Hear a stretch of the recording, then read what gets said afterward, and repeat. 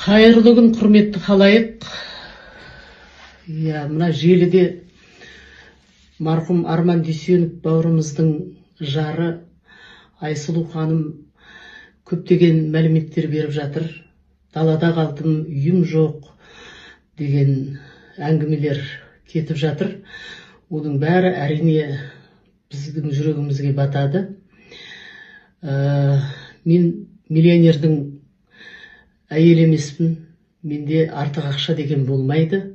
Мен өзіме қалып беретін едім бай болсам.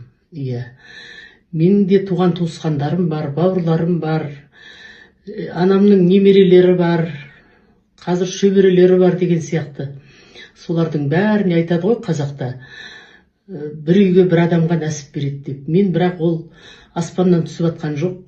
Аяқ қолыммен жаңағы біресе ан жаққа ұшып кетем, біресе өздеріңізге белгілі Баян Мақсатқызы. Баянның күйеуі миллионер, миллиардер шығар. Сондықтан енді бірақ бір жағынан айтады ғой, бір адам байыса, өзі үшін, біреу үшін байымайды ғой. Ол өзінің жан жағында, оның да туған туысқандары бар, жары бар, бала шағасы бар деген сияқты соларға көмектесу үшін жағдайын жақсартады. Әрбір адам. Ол жалғыз Баянның жолдасы емес.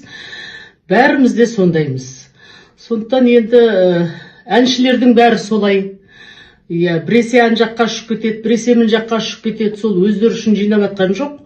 Барлығы сол туған туысқандарына, біз қазақ бауырмашыл халықпыз ғой, бір-бірімізге көмектесіп, қиын кезде о дүниелік болса да өздеріңізге